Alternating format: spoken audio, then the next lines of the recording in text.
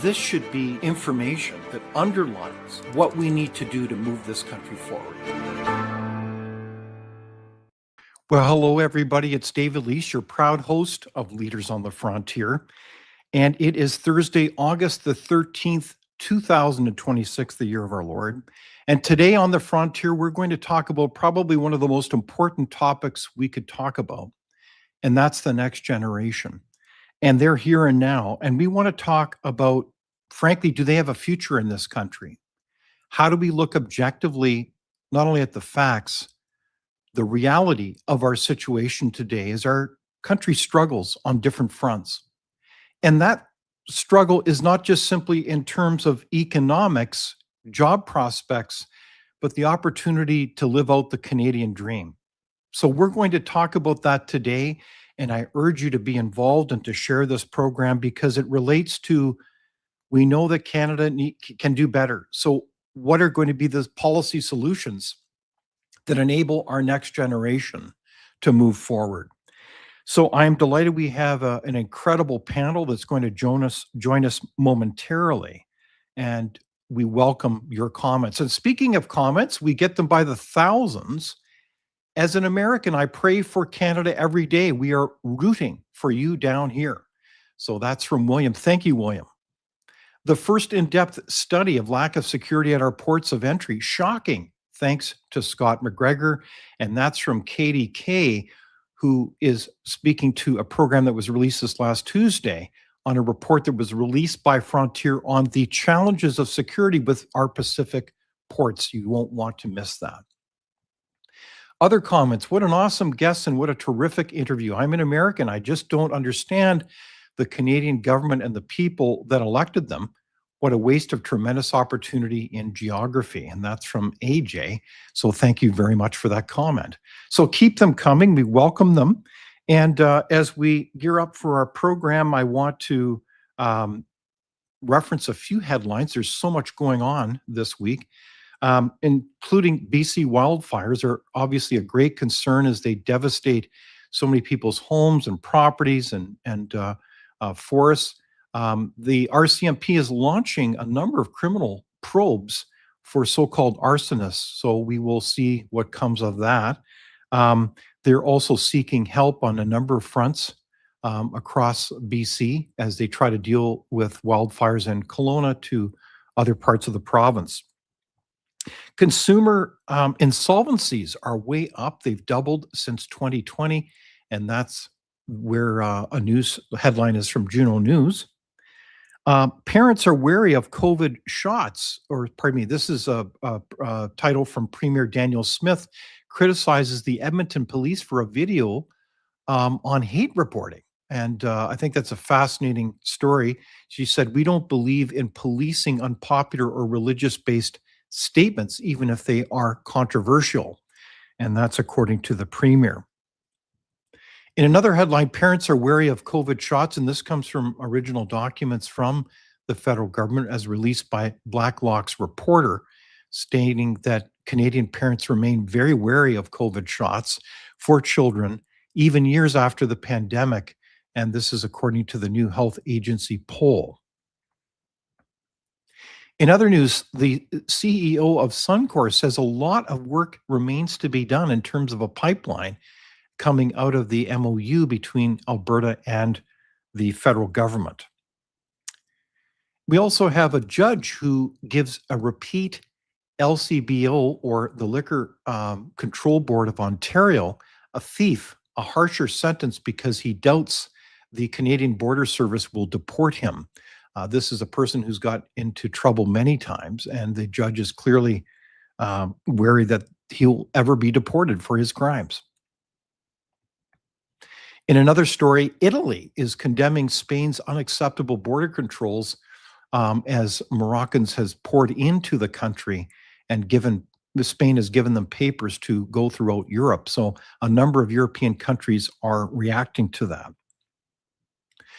We also are learning more and more in terms of the texts and communications by Dr. Anthony Fauci and the lies and deceptions concerning the COVID-19 vaxes, and also the tragedy of its impact on pregnant women and the story of miscarriages. So that's something that we're still learning more about. And it's interesting. I did have a recent interview with Dr. Jeffrey Tucker, and that will be released next Tuesday about this very topic. The CUMSA breakdown could mean hundreds of thousands of jobs, according to a report, and that was reported in the CBC. So stay tuned as the negotiation deadline comes up. I believe it's August 19, and today is August the 13th. And that's interesting. If memory serves me correctly, that's when Canada actually negotiated the original NAFTA deal between Canada, United States, and Mexico in 1992, I think. In any case, it's amazing the timing there. So we have quite a program today, quite an agenda as we look at our topic today on the next generation. Does the next generation have a future in Canada? What's the evidence of decline, and how is this impacting that generation? Has the decline really only been economic? Does it relate to many other dimensions of our society, including culture? What are the policy causes? So we have really quite a lineup today. Our panel includes Jay Goldberg. Jay is a author, publisher, and he's an incredible thinker as a political scientist. So a warm welcome to you, Jay. Great to be with you. And also, I want to welcome Mason Anderson, and he is an intern at the Frontier Center for Public Policy, and we're very proud of your work, Mason. Welcome. Thank you, David. And Cassandra is joining us, and she is one of the founding leaders, Cassandra Paradoski, pardon me, of an incredible organization called Students Against Mandates. And I know that you've been a real leader there as you look critically at a variety of policy issues. So a warm welcome to you, Cassandra. Thank you for having me. Well, I'm really, I don't know whether to say I'm excited or dread our topic today, but I am very eager to hear the perspective from our panel and our audience on this very important topic. And I want to share with you two interesting polls that we just undertook with Madam Producer's help here. And the first one is, do you think young Canadians will have a better life than their parents? And this was posted just 22 hours ago, and we've already had almost 2,000 responses. And it's interesting, 3% said yes, 95% said no, and 2% said about the same. So that's the first poll. And so I want to start with you, Jay. What's your response? Are you surprised by that poll? What are your thoughts?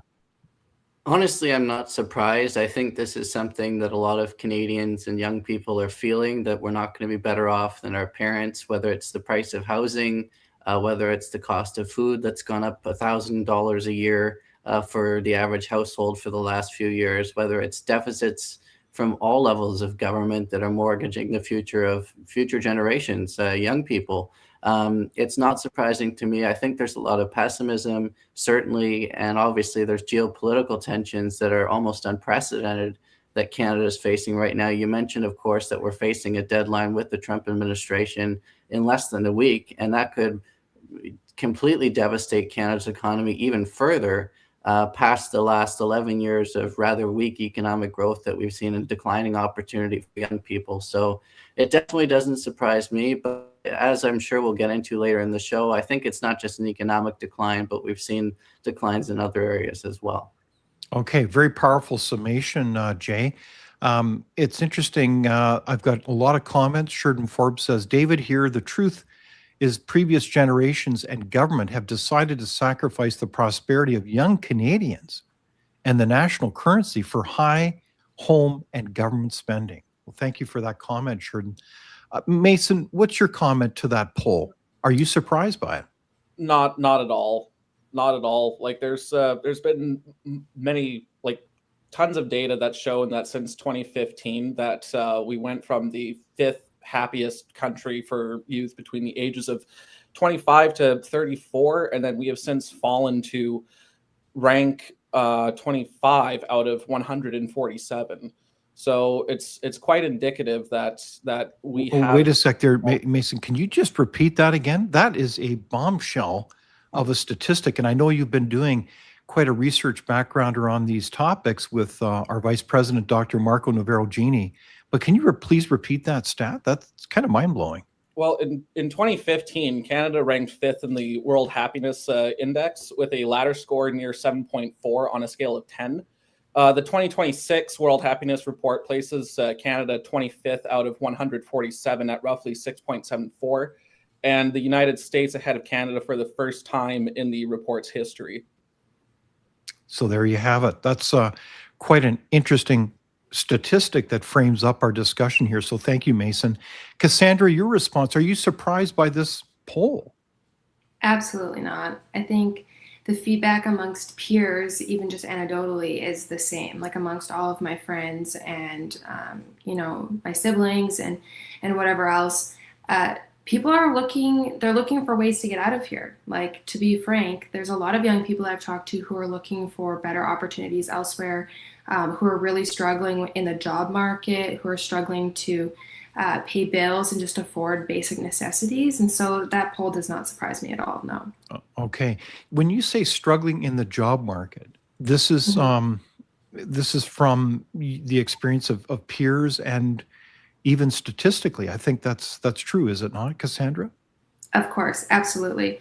If you look at the unemployment rate in youth, it is, I would say, relatively high, all things considered, and there's really no reason why. There should be jobs out there that they can apply to, and a lot of people who are young, I guess now, are coming out with university degrees, and these degrees should be used towards something and being able to contribute to the job market, and they just can't. I know lots of people who are actually currently working like cafe and lower level jobs, even though they have diplomas and degrees.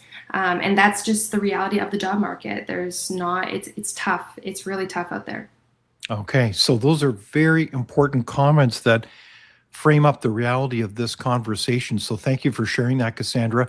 The next poll that we have to share is a little bit of a variation of that first question. And it is, what is the biggest obstacle facing young Canadians today? Housing costs at 6%, cost of living 17%, finding good jobs 10%, as Cassandra just noted. And of course, government policy, interestingly enough, at 67%. So that's fascinating. And that's almost, 1,300 persons voted on that one. So thanks for those of you that responded.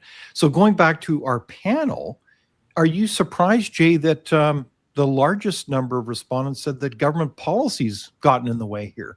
That's the biggest challenge. So I'll say no again. And I think the reason is because if you look at the other three issues, they can all be influenced by government policy, whether it's the cost of living, whether it's housing, whether it's finding jobs. If you have a government that's pursuing policies that are making housing costs high, which government has been doing for a number of years, and only maybe in the last year have they started to a small extent backpedaling a little bit on that, whether it's the cost of living, and we had the consumer carbon tax, we still have an industrial carbon tax, lots of other taxes have been raised that are making life more expensive. So there's the cost of living right there. And so you just look at these issues and finding good jobs as well. We're not going to be able to attract good jobs if we don't have competitive, for example, tax rates. The Trump administration in its first go around cut corporate taxes significantly. And there's so many studies that show that it made Canada uncompetitive compared to the United States. And if you look at the job growth south of the border since then, compared to Canada, it's just very stark. And so we haven't had a policy response to their tax regime change that has now been going on for about 7 years, and results. Okay, so policy does make a difference in the results that we're seeing before us. Mason and Cassandra, what is your comment? Well, it's not very surprising that that government policy is a driver behind this, because cost of living is usually a function of taxation, monetary policy, your purchase power, and so forth, which are all indicative of government policy. But on top of that, too, in major urban centers such as Vancouver, Toronto, and Montreal, it's also become a matter of scarcity of land within the actual municipalities themselves that don't allow for more development or building residential, like single family dwellings, for instance. You need to build up as much as you need to build outward. But from what I've been able to gather anecdotally thus far, that's just simply not been the case. And the rate of immigration in the country is actually contributing as an accelerator to that sort of problem that we're seeing in the housing market. But it's also affecting the labor market as well, because since we are already small economically, we weren't able to facilitate to actually have all of these new entry-level jobs for people first coming over, whether they're international students or immigrants coming to move here and live here and work. But the market simply cannot absorb all of these people to give them good paying jobs. And then it also makes it increasingly more competitive, which keeps the wages relatively stagnant. Okay, so it's interesting that you cite the policy file of immigration. Have you seen that in your own experience where it seems evident that we know that the stats are really quite overwhelming at Frontier. We've discussed this a number of times where we've never had more record immigration and different forms of immigration. And obviously we know it's important, but the question is how to manage that file well. Have you seen that, Mason, in your own experience? Well, not necessarily like in Winnipeg where I am, because it's still relatively manageable and small relative to places like Toronto or Montreal or Vancouver.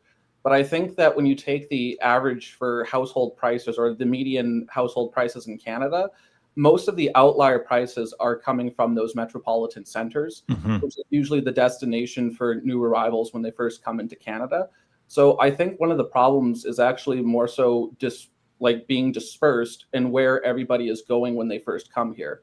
Because if you have over 2 million people living in a city and it continuously grows, you're going to need to build up that city, public transportation and so forth, but you need high density population to do it, which I think they're attempting to do, but they're not building out as they're trying to do that. Okay, yeah, that makes sense. Cassandra, your comment. I would tend to agree with that. Even on the Canadian government's own website, like a country would need roughly 2.1 children per woman to have a stable population rate, and Canada's sitting at around 1.25. So our own population rate wouldn't be high enough to sustain the people who live here. So the government has even posted on their own pages that they are using immigration to bring in more people to bring up that rate. Because it's just below. But the result is, like we were saying, is the cost of living. Like you're seeing that in the cost of living, the housing market. You know, most young adults are looking to buy something that they can afford or rent, and that's usually the market that you're competing with people who come here. That's just the reality. Same with those entry-level jobs. Unfortunately, you're competing with immigration usually for those jobs. And so it's a really competitive market for young adults to be in. Yeah, no, great summation. So it is a competitive job market. And so at this point, I'd like to shift a little bit to a whole series of questions. And I'm really curious about the panel's take on this. I'd like to talk about a variety of questions that I'm really curious as well what the point here is, just to get a clear sense of answers here. How would you describe Canada's current trajectory? And I know that's kind of an open question. We've got some suggestions there, but Jay, how do you respond to this one? I think you've alluded to it. I think we've been on a negative trajectory since at least 2015.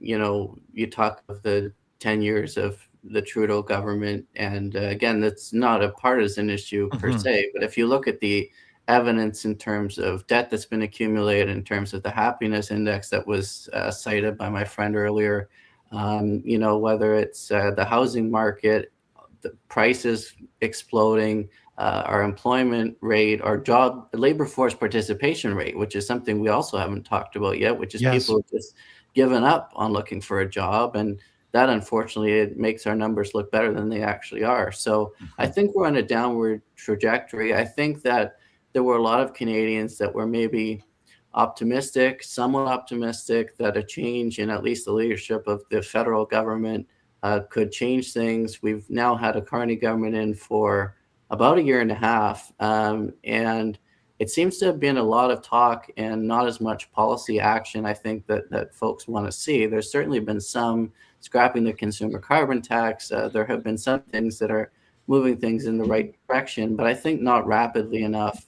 And frankly, this negotiation with the United States that was mentioned off the top, and the Prime Minister had said from the beginning that he was the man to negotiate with President Trump. And I think it's really important and I try to get this across in columns that I write too, more than 75% of our exports go to the United States. If we all of a sudden have this 50% tariff that President Trump is talking about, and it applies to our free trade agreement, which it hasn't to this point, that's going to be economically devastating. And so I'll say right now we're on a slight downward trajectory, but that could change dramatically in the next week. If we don't get a deal, and if that's imposed, and that's imposed long term, we could be on a sharp downward trajectory pretty quickly. Okay, so there you have it, Jay. I don't want to kind of have a panel of consensus here, so don't hesitate to disagree or weigh in here. But what's your comment, Cassandra and Mason here? Because I think Jay summarized kind of the response here. But I mean, I think this is a historic time for our country, and I'm sensing that there's a bit of a malaise developing among Canadians. There's a hope. I watch polls very carefully, and you can see how there's an awful lot of concern about the future of the country, and they're hopeful, but also very wary. What's your sense of the mood of this country as well, Cass, and then Mason? I think the mood, I think what's perplexing is, in my opinion, there's no reason why we should be operating how we are. We are a resource-rich country. There's no reason why we couldn't be taking advantage of that. Setting up ports, even in Manitoba, you could have a port coming out of the northern, in the Hudson's Bay area, and be exporting things through there. There's plenty of opportunities that we're not taking as a country, and I think that's what's most puzzling. And when you look at some of the other policies, immigration policies, where money's going, even pension policies amongst politicians in the country, where the money that the government has and where they're spending it isn't on young adults. It's not on their success or on them thriving. And I think that tone is sent through. Young people pick up on that, when you're struggling and you're looking at what's the government trying to do to help you, and you realize that they're not really, it makes you question why be here. And so I think the overall tone is not positive, but that doesn't mean it couldn't be. And I think there's no reason why it couldn't.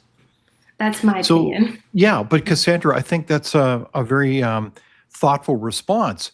Even though we're kind of stagnating, doesn't mean that we couldn't be the most prosperous free nation in the world. We have so much potential. I mean, that's the story of Canada. What do you say, Mason? Well, I agree completely with Cassandra's analysis there, because I think that when it comes to our own prosperity, Canada is honestly its own worst enemy. Instead of developing, we'll say, oh no, we have to cut down. Meanwhile, other jurisdictions are ramping up oil and gas production. They're developing more. They're trying to create more and more trade deals, diversify their trade deals, and so forth.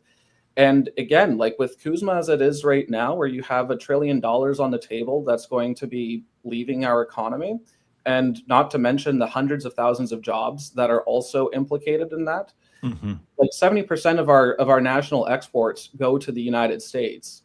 It makes absolutely no sense for them to be playing around with these trade deals and not coming to anything solid.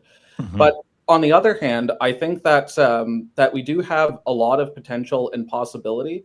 But at the same time, right now the tone has been very negative, because right here I have another statistic for labor and for housing prices, is that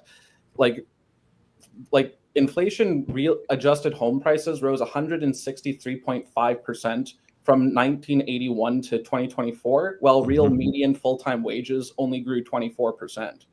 So the rate at which housing costs are increasing and the rate at which wages are increasing, people are becoming increasingly disillusioned, and in particular young people. And I think, to Jay's point, the labor rate participation is going to be significantly lower. And that's something that I think should be measured differently within unemployment statistics, because they are not accounted as unemployed. They're considered out of the labor force altogether. Okay, so that is a very insightful point, Mason, that we really understate the magnitude of unemployment if we don't really weigh in participation. And, related to that as a subnote, it's interesting. If memory serves me correctly, the Blacklock's reporter revealed some 6 months ago that First Nations, when it comes to their unemployment rate, they're not included in Stats Canada. So again, there's a whole raft of Canadians that aren't even included in that. I mean, it's just unbelievable, because we got to know the truth, the facts, so we can really bear down and drive public policy and solutions here. So point well taken. Okay, so the next question, what do you see as the most significant problems facing Canada today? Golly, there's a lot of them that have been alluded to already. Any highlights out of there? All three on the panel, any response there? Cassandra, is there one that comes to your mind immediately, or Jay or Mason? I think the biggest thing that I think that Canada struggles at is putting Canadians first. And it's hard to tell if that's deliberate or if it's, it's hard to think of another reason why, because if you're looking at some of these policies, even in terms of like ways that the government can be making money. So interest that they charge to foreign nations on loans versus interest charged to small businesses. Some of the loans that we're giving to foreign nations are, not all of them, but some of them are interest free, and yet we're collecting interest from Canadians on small business loans and Crown corporation loans at a tune of millions to billions of dollars. Like, you're looking at a really large portion of policy that's charging Canadians more versus foreign nations.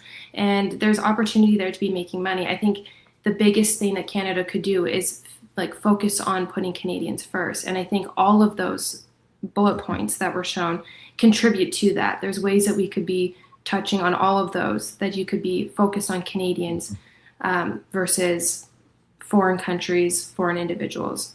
Well said. Jay, your comment?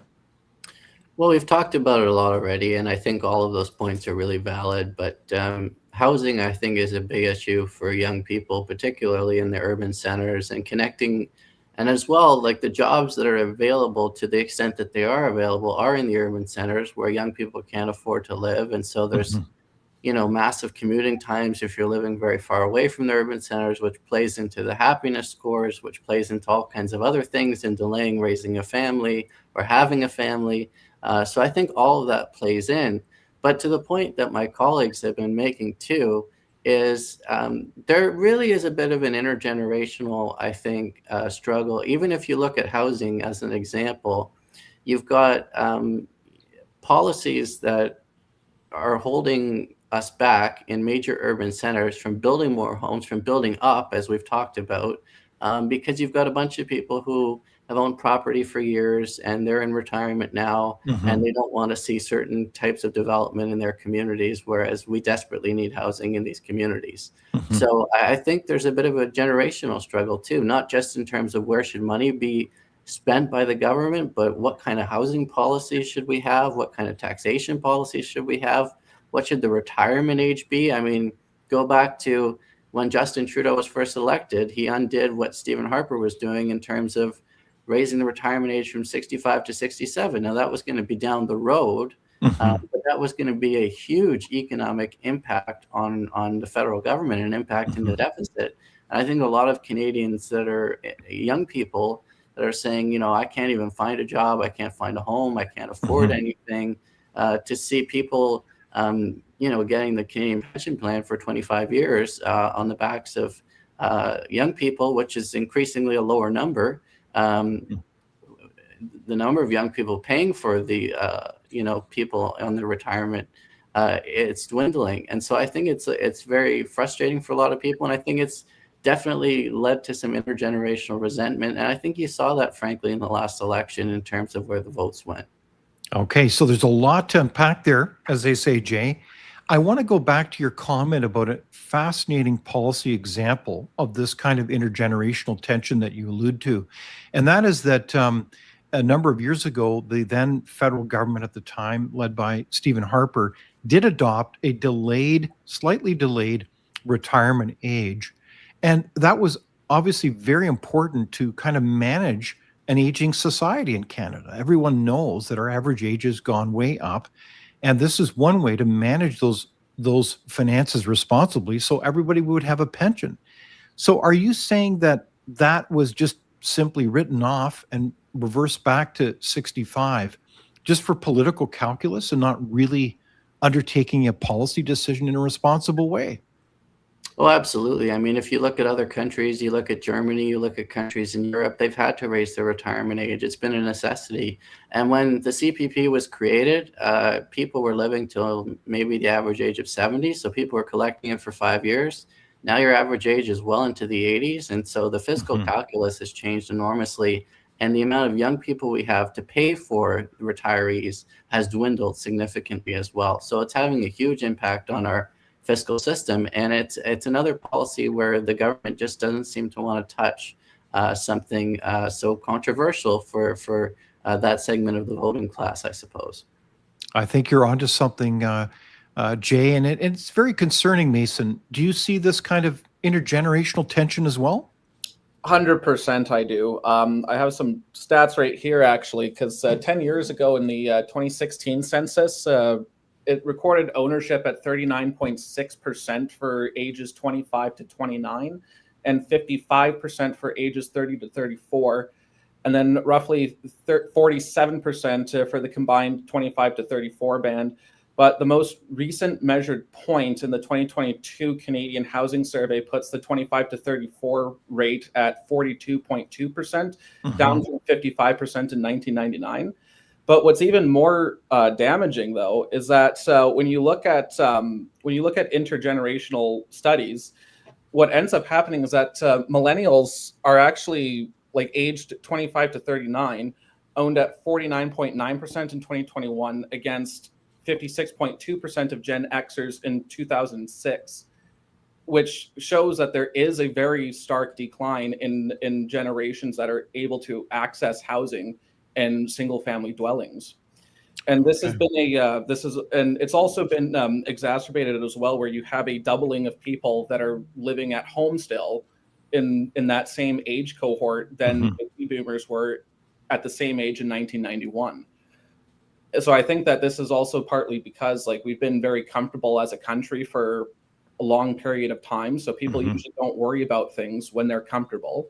You kind of put things on autopilot, but what's ended up happening is that housing starts have fallen behind, zoning laws have fallen behind, and as a result, we're now starting to see the accumulation of these factors compounding into a housing crisis that's being accelerated by our immigration policy, which is disingenuous to the immigrants as much as it's disingenuous to Canadians.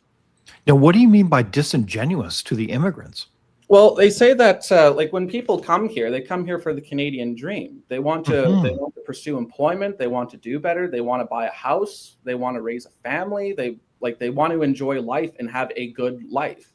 That promise is slowly dwindling. And what's ended up happening is that the government continuously says that we're going to increase the numbers because we also have a dwindling population, as Jay was pointing out with the aging population. But I think that this is also a matter of family starts as well, which also significantly decreased from the golden age to the baby boomers, and then going forward across different generations as well, where you have significantly less and less young people being born domestically in Canada that then necessitates having to bring in an exorbitant amount of people to fill up labor shortages. Wow, what a powerful insight, Mason. Thank you very much. And I think Jay, again, is onto something, that the housing policy file is a primary file to maintaining the Canadian dream. What do you say, Cassandra? What's your comment? I totally agree.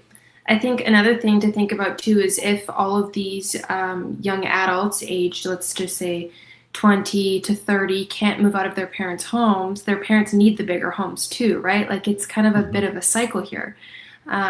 And, you know, happiness scores and all that are going to play into just the reality of that. And even transparency in the government's budget. You know, where is money going? How is it being spent? How is it contributing towards this? You know, there's a lack of transparency in terms of numbers of what they're even trying to do. Because if you look at even just home ownership, like what you're citing, Mason, it's interesting because they also should be tracking that for immigrants, like how many people are renting, who's owning. And I find that those numbers can be a little obscure when I was looking at them. It didn't seem like it was totally honest. It was hard to keep track of. So I just think that in reality, like we need to be focused more on the housing market and what that translates to for young people, you know, higher rent and higher bills, and then also the lack of land. Like there's not enough. Even in Winnipeg here, they're turning down by the Forks, which is in the major like metropolitan area of the city. They're putting condos and apartments, but there's no grocery store nearby. So the reality is even when people move there, now they need a car, right? You're adding more bills to be able to live where they're trying to put in housing because it's zoned. There's no room. Right on. Well, very powerful conversation. So the next question that we have is, which areas of public policy most need improvement in Canada?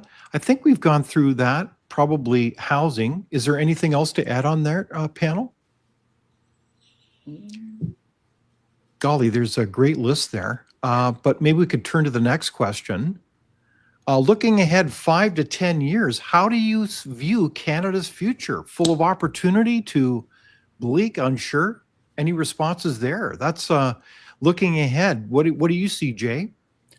I would say it's honestly open to our policymakers and what goes forward. I'm going to try to be a little optimistic here. I think we have talked about some of the problems, but we do have opportunities.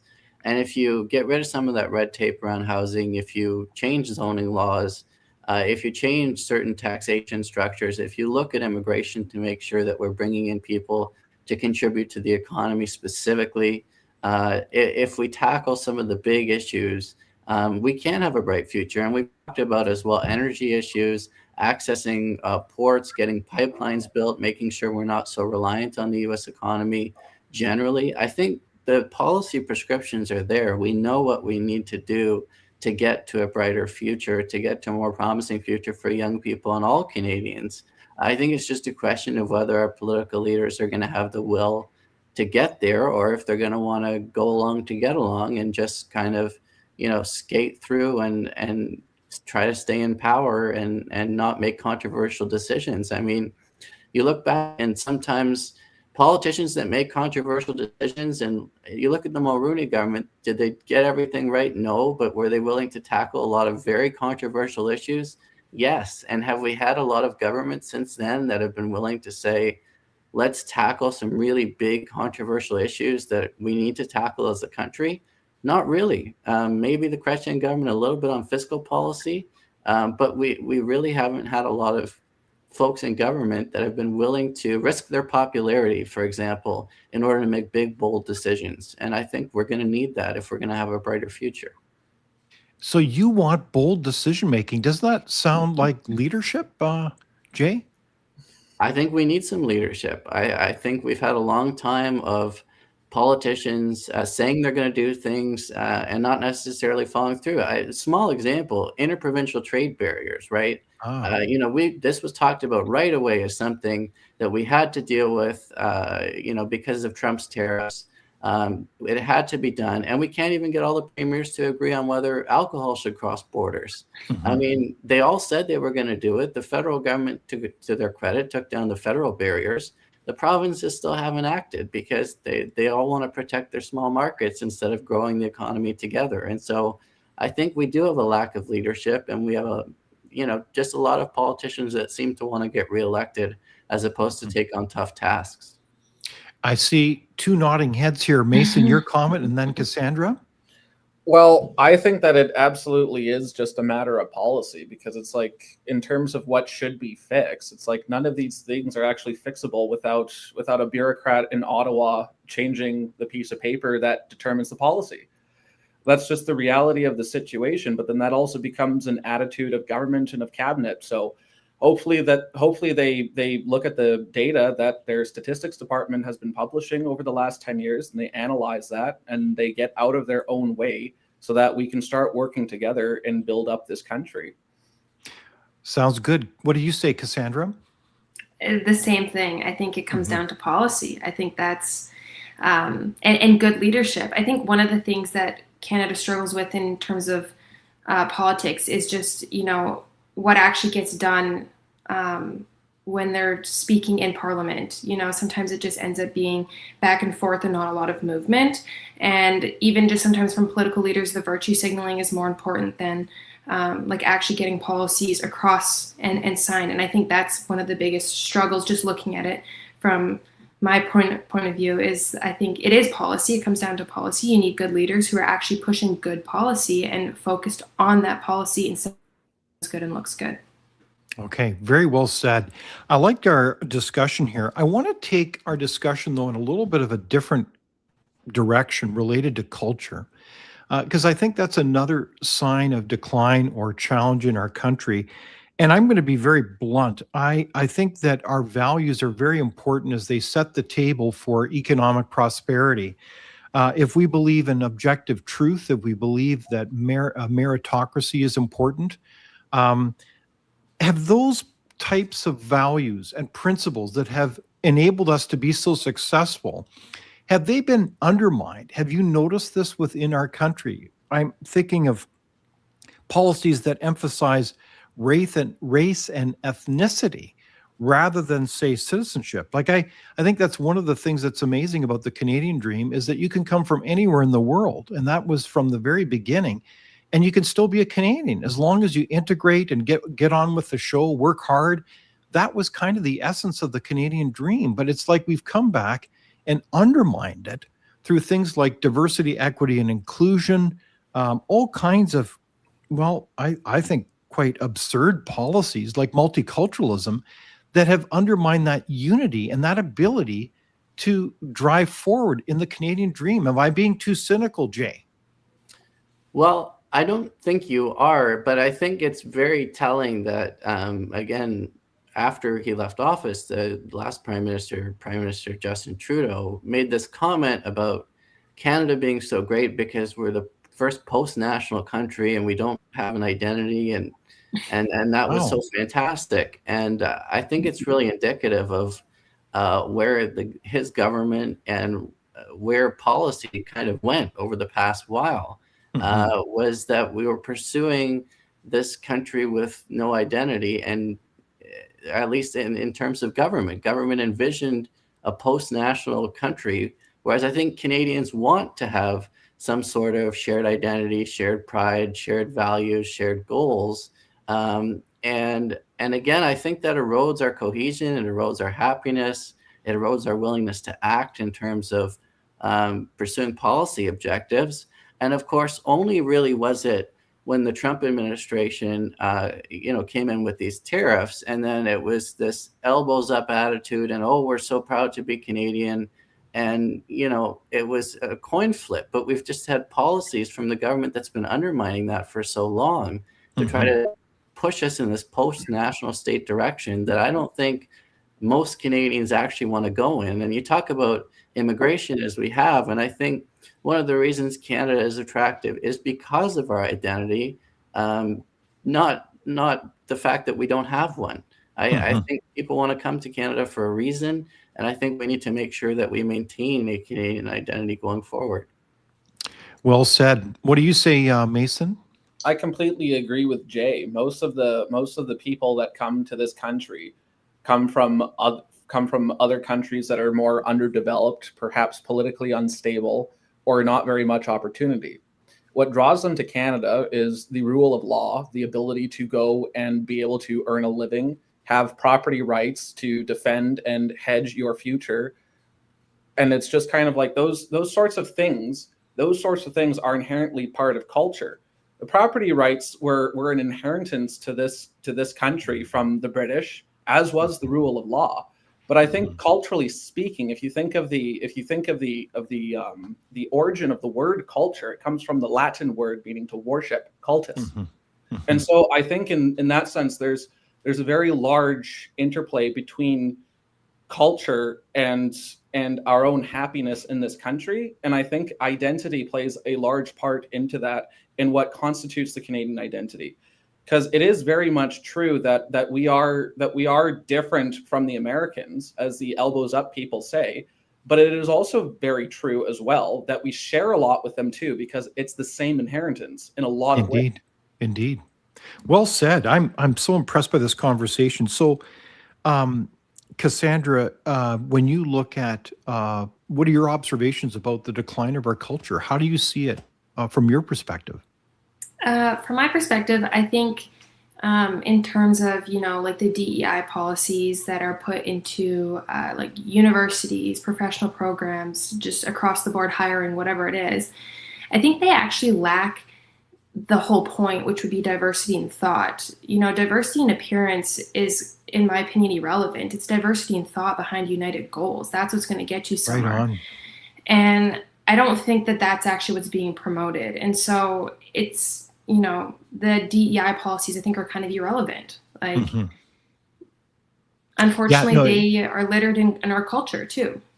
But I think that's brilliantly said, Cassandra, is that let's not play around with superficial diversity, namely the melanin in your skin. I mean, how absurd is that?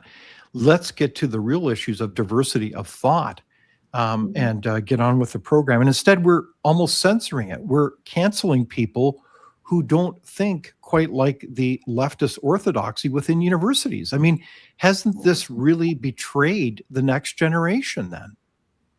Absolutely. And even like success rates, I find that some of the statistics that universities are putting through aren't actually representing and showing what the DEI policies are doing for graduates. Like, what are the average grades? Who are the people who are actually going through these programs and doing well and successful? I don't think any of that has to do with the appearance of somebody. And yet they put such a weight on that when you're applying to things like medicine, law, dentistry, the list goes on. And I don't think that's transparent either, because they're not showing you, how many of these people who are applying to these programs are actually benefiting their communities, or like, there are groups that they identify with, because that was the point, was that people should identify with them, and we should be producing doctors that, look a certain way so that they can connect with people who also look that way. And I just don't think that policy is upholding Canadian values. It's not benefiting Canada. Right on. I want to ask you somewhat of a personal question, and you could also refer to your peer group. Have you ever thought of leaving the country to greener pastures? Who wants to go first? I can go. Cassandra?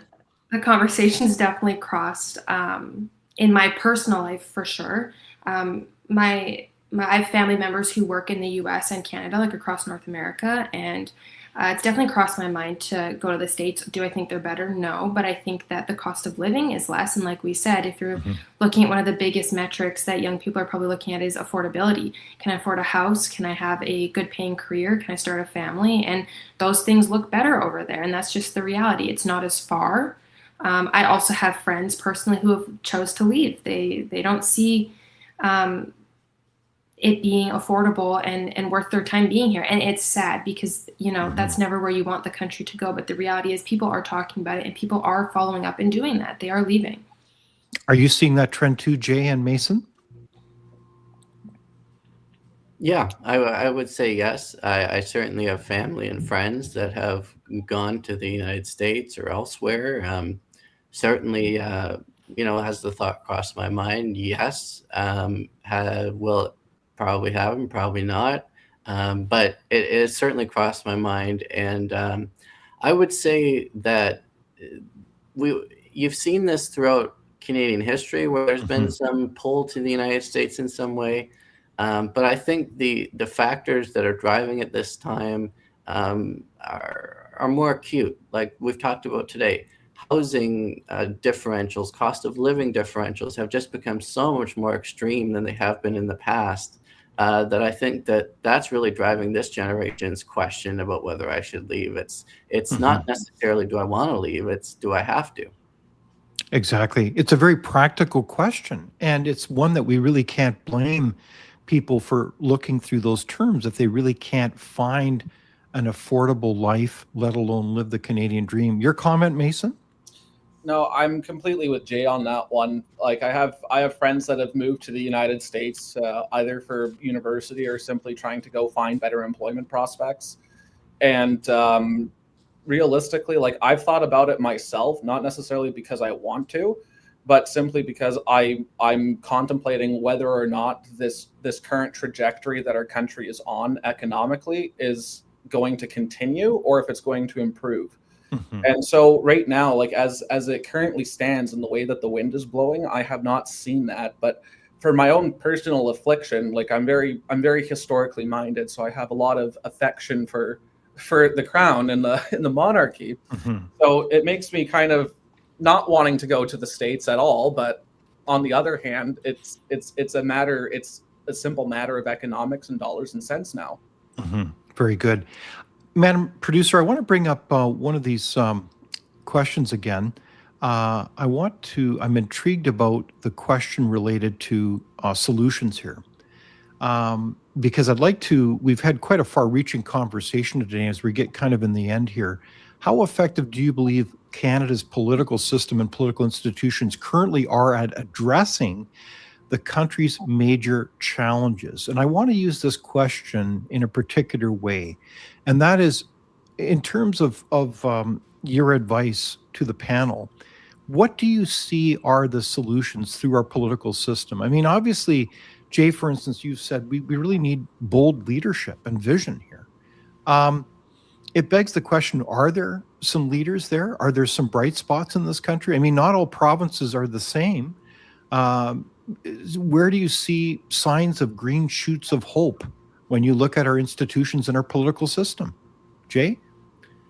Well, I mean, if you want to talk about certain topics, I think if you look at Alberta and the Smith government, there's been some innovations there in terms of you look at healthcare and what they're trying to do to transform the healthcare system, make it look a little bit more like Europe, where it's still, everybody's covered in the healthcare system, but we don't have the same kind of system that we've had in Canada for many years. So there seems to be a willingness to tackle some of the tough issues from the Alberta Premier that I see a little bit.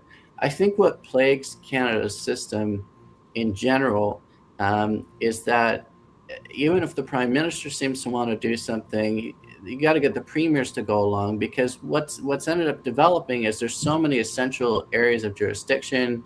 We talk about things like housing and healthcare and education that are in the hands of the provinces, that to move the whole country in the same direction is quite difficult. And so even if you have the will at the federal level to do it, do you have the cooperation with the provinces to do it, has become a big question.